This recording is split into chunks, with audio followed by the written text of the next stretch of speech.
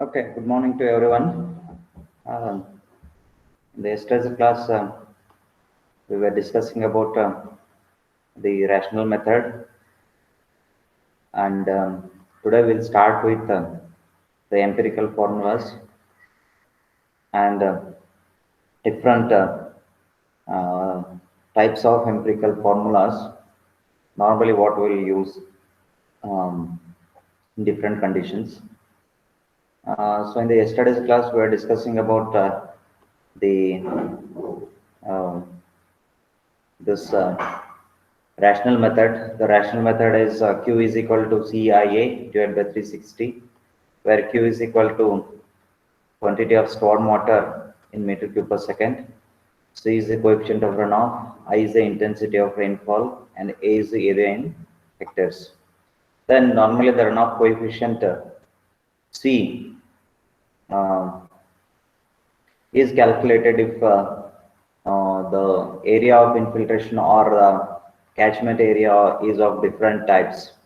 If that is the case, then the runoff coefficient C is calculated with the formula A1 C1 A2 C2 A3 C3 and up to AN CN divided by total area, that is A1 A2 up to AN.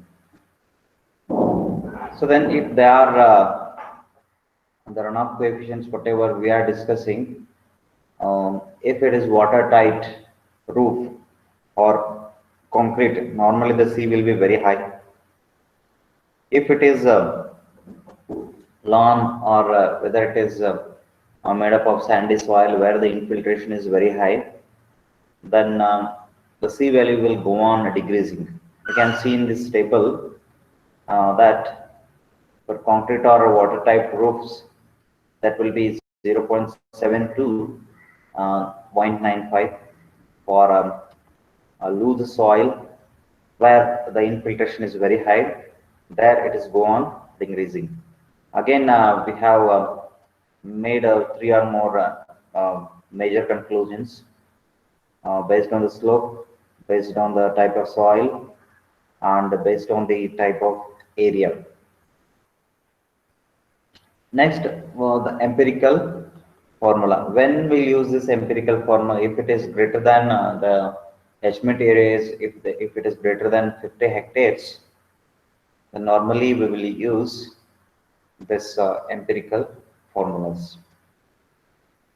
For determining the runoff from very large area that is greater than 50 acres, generally empirical formulas are used. All the empirical formulas are applicable only under certain specific conditions, such as slope of the land, imperviousness, and rate of rainfall, etc. Of course, it will, whatever the empirical formulas are, it will start with the basic definition of the rational method only. But when the area is going increasing greater than 50 hectares, then wherever the slope is majorly considered, in that cases, that slope term we are going to add. So then we'll divide all the, sometimes we'll divide the each catchment area into smaller units. Then we'll apply it on the rational method.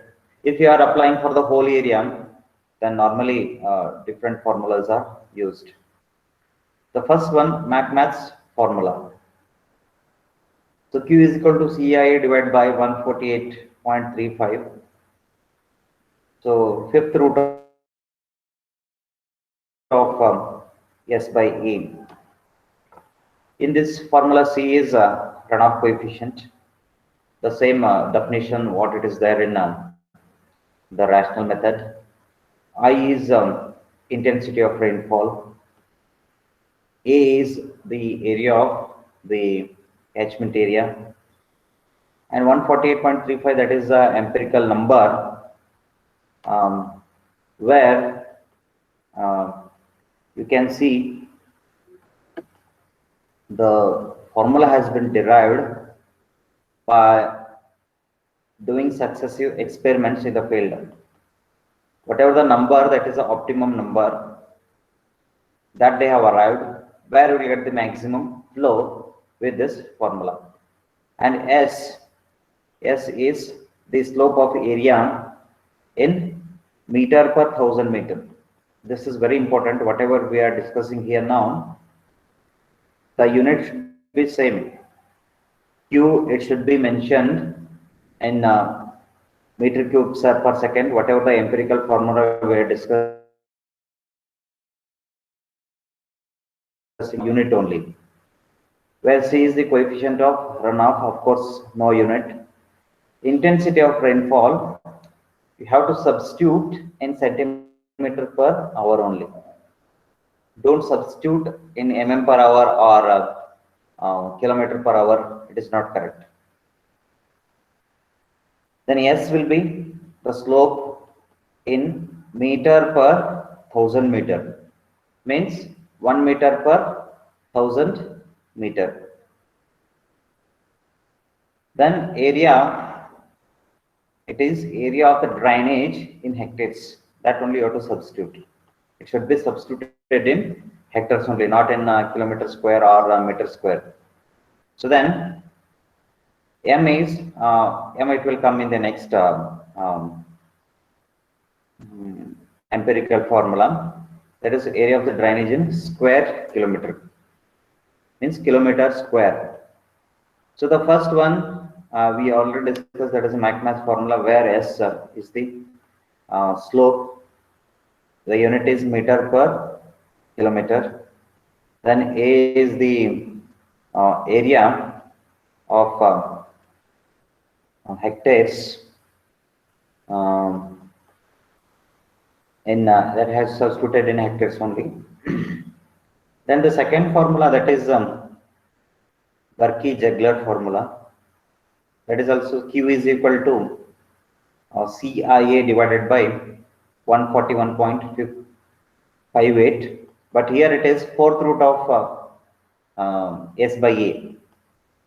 Here also the C, that is coefficient of runoff, the intensity of rainfall centimeter per hour. A, that is area in hectares.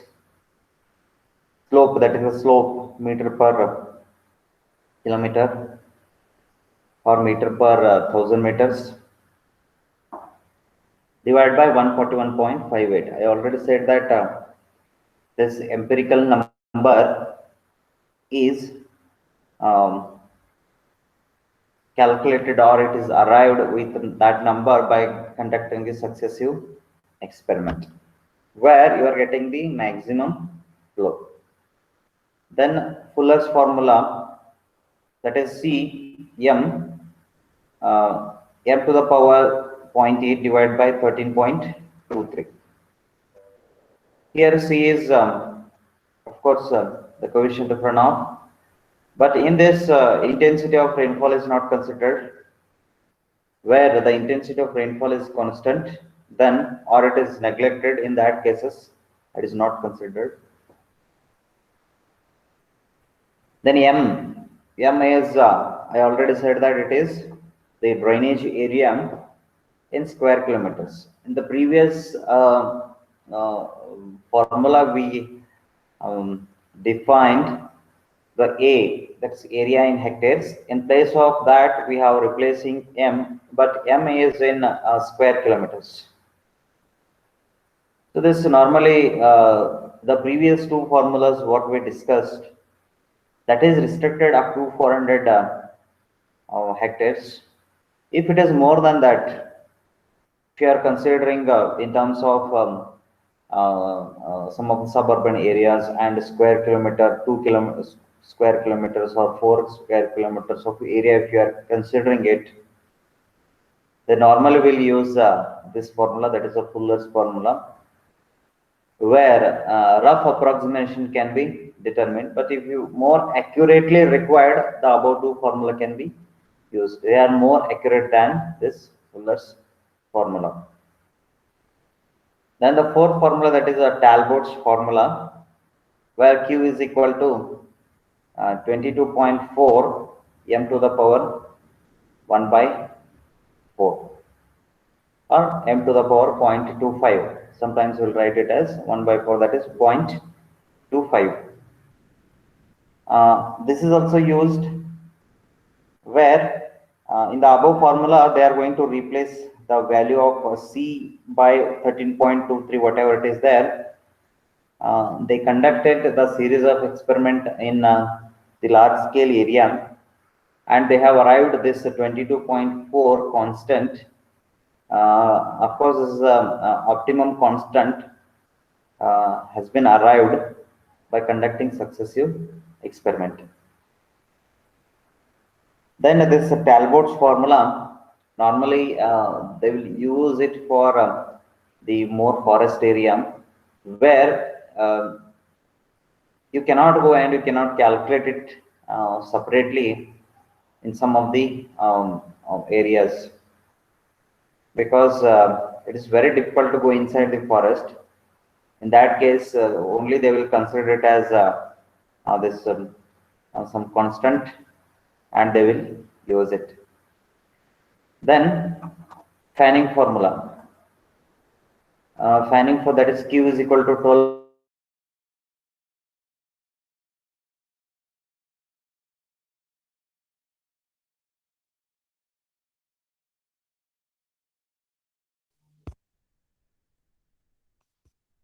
12.8 m to the power 5 by 8.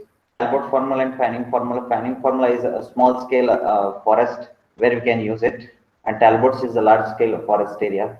Normally it is more than 7 square kilometer or 8 square kilometers. If it is less than 2 to 4 square kilometers, if it is there, normally we'll use fannings. If it is more, we'll use a Talbot's formula, where of course area of the drainage, it is in square kilometers.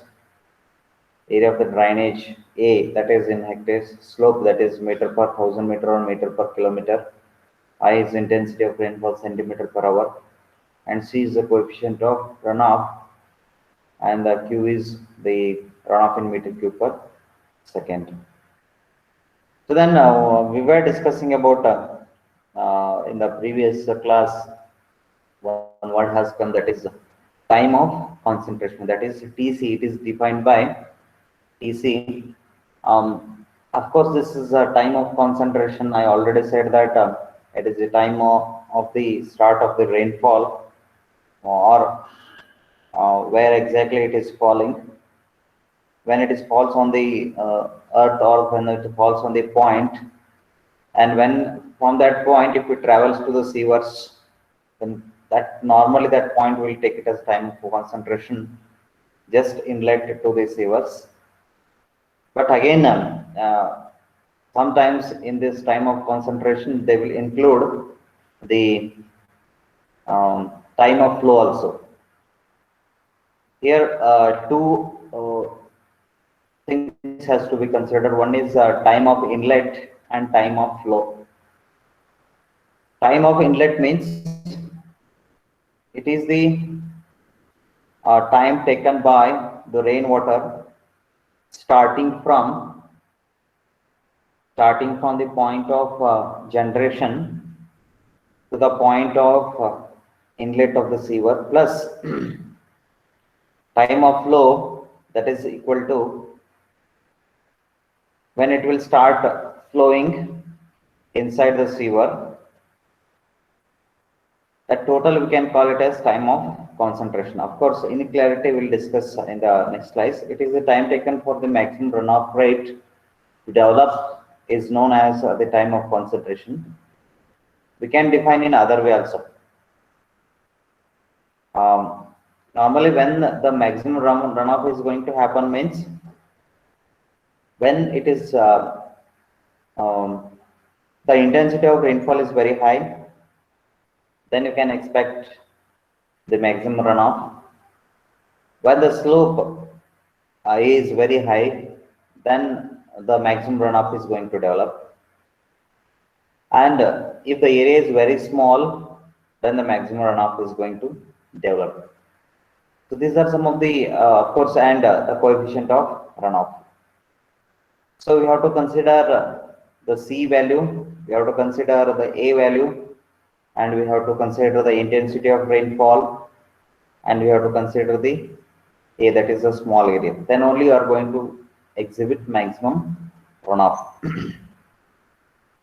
And it is always equal to the time required for a drop of water to run from the farthest point of the watershed to the point for which the runoff is being calculated. Okay, it means farthest point means the first point of the runoff generation. Then when the maximum runoff is going to be calculated. Then it is being calculated, TC is equal to TE plus TF, where TE is the time of entry to the inlet. Normally it is considered as 5 to 10 minutes. In the examination, some of the gate examinations, what will happen is that time of concentration will not be given in some of the cases. Then you have to assume it as 5 to 10 minutes. Then we have to design in a such a way that whatever the rainfall is there, it has to be entered to the inlet within the 5 to 10 minutes. That is very important. Whenever it should not be too far, your sewer should not be too far from the generation of the rainfall. Within 5 to 10 minutes, it has to be decided. Then TF, that is time of flow in sewer. Time of flow, it is nothing but, it is of course the time of concentration is made up of inlet time, and normally we can call it as, that is the TE, overland flow, and time of channel flow time, that is T F, channel flow time, it is TF. So that is time of entry, is the time required for the water to reach a defined channel such as street gutter plus the gutter flow time to the inlet. Means it is just entering to the inlet of the sewer. Then channel flow, this is very important. It is the time of flow through the sewers to the point at which the rate of flow being addressed. So now you assume it as the inlet flow is already calculated. Okay, it is just entering to the inlet of the sewer at 10th minute. Then after it will enter, and it will travel with some distance in the travel. It will travel in the sewers with a length of around 100 meters. Then if you are interested to calculate the discharge at 100 meters, means at 100 point meter, if you are calculating the discharge, then the time taken by the water to reach that 100 meter is considered as the channel flow time. Means normally if you are calculating the discharge at 100 meters, then the time taken by the water to reach that 100 meter is considered as the channel flow, or that is time of flow. Suppose if you are interested to calculate the water at 1 kilometer, then the time taken by the water to reach at 1 kilometer, then that is nothing but the time of flow. So one is time of entry, the point of generation to the inlet. Then the time of flow is from inlet of the sewer to the where the exact flow has been calculated. The channel flow time can be estimated with reasonable accuracy from the hydraulic characteristics of the sewer. The channel flow time is then determined as the flow length divided by the average velocity. Means here I already said that the length has to be considered here. Means at what length you are calculating the discharge, at what point you are calculating the discharge. That is why always when you are calculating the time of flow, always you have to consider the length, either it is 100 meters or it is 1 kilometers, and it is always divided by the flow length and the average velocity. So many methods are there to calculate the time of concentration. So time of concentration is calculated with Morley and Lindsay method. So Tc is equal to 0.94 NL to the power 0.6 divided by I to the power 0.4 S to the power 0.3. Of course, it has been used for different applications. And normally we'll use this formula when you're calculating Tc. If any other different applications are available, then it can be calculated with the different formulas available. More than 10 or 12 formulas available to calculate the Tc.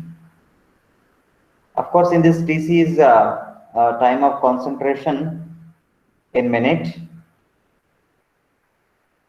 I equal to design rainfall intensity in inch per hour. This is very important.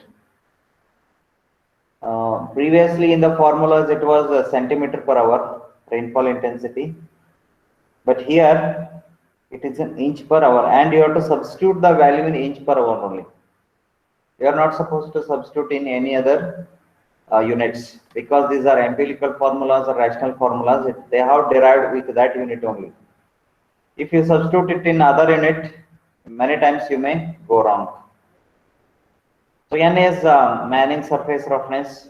The Manning coefficient you already studied in your um, hydraulic machines or the FM subjects. Manning formula. The same Manning surface, same coefficients also we'll use it here. Then the length of the flow, that is calculated in terms of feet, not in terms of meters. Means always we have to consider in terms of the feet only. And remember, the L should not be substituted in meters or kilometers. Make it in feet only. Then yes, that is the slope of the flow. There is always dimensionless. Then you can consider the slope in meter per kilometer only. Because when the meter per kilometer or whatever it is there, always it is a meter and kilometer. It is going to become unitless. So the remaining part of this time of concentration and some of the problems related to this we'll solve it in the next class. Possibly the problems we'll keep at the end. We'll go ahead with a sewer appurtenances. Means in the sewers what kind of appurtenances we'll use it and we'll calculate it. Any questions you can ask, otherwise we'll wind up.